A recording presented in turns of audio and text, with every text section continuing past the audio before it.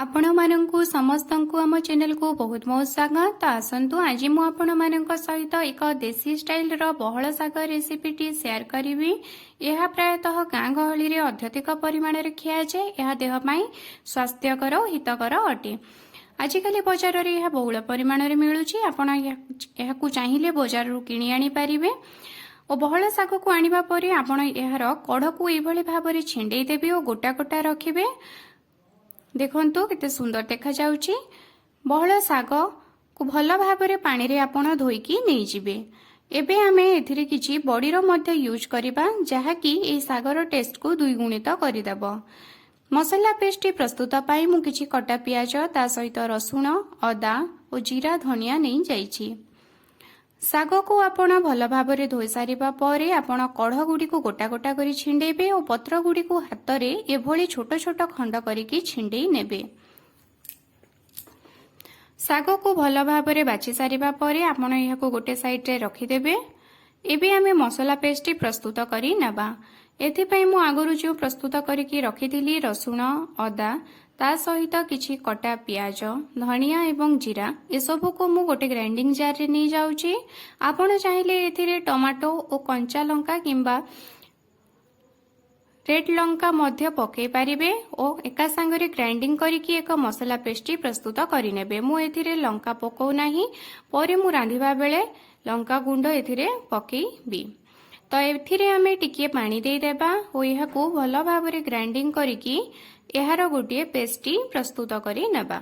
हमर मसाला पेस्टी प्रस्तुत हो जाइछि। एबे आमे यहाकू साइड रे रखि देबा। एबे आमे गोटे कड़ाई नै जिबा। कड़ाई गरम होला परे सेथिरे टिके तेल दे देबा और जो बड़ी आमे नै छे से बड़ी को एथिरे पकेइ देबा। बड़ी को तेल रे पकेइबा परे यहाकू आपण भल भाबरे लाल हेबा पर्यंत भाजी नेबे। बड़ी जेते बेले टिके क्रंची क्रंची हे जिवो बा लाल कलर हो जिवो सेते बेले आपण बड़ी को गोटे जगह को ट्रांसफर करि नेबे। तो एथिरे मु गोटे बड़ साइज रो टमाटो यूज करूची। आपण सागर रो क्वांटिटी को देखिकी टमाटो यूज करिवे, नहले अधिक आंबिळ मध्य होई जिवो।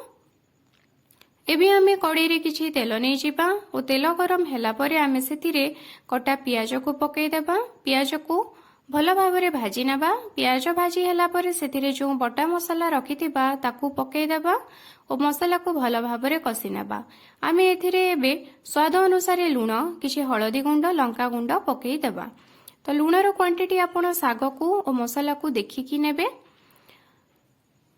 मसाला को भल भाबरे कसी सारिबा परे आमे एथिरे जो टमाटो नैथिले ताकू छोट छोट खंड करिकी काटिकी मसाला रे पकेइ देबा और एहाकू मसाला रे कसे चलिबा जे पर्यंत कि एहा भल भाबरे मसाला रे तरळी की मिसी न जाइछि।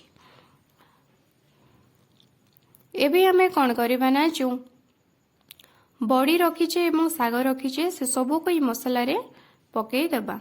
शाग और बड़ी को मसाला रे पकेइ सारिबा परे आपण मसाला रे ए सब को भल भाबरे भलरे गोळेई नियंतु। गोळेई सारिबा परे गैस रा फ्लेम को आपण लो करी की रखंतु और कड़ाई ऊपर एक ढांकुणी दे दियंतु। ढांकुणी देकी आपण यहाकू प्रायतः 8 मिनिट पर्यंत एभली भाबरे छाड़ी दियंतु। 8 मिनिट गला परे आपण ढांकुणी खोलिकी देखिबे आपणकर शागटी भल भाबरे सिझी जाइतिबो। बस एई गला हमर बहळ शाग रो एक नुआ रेसिपी।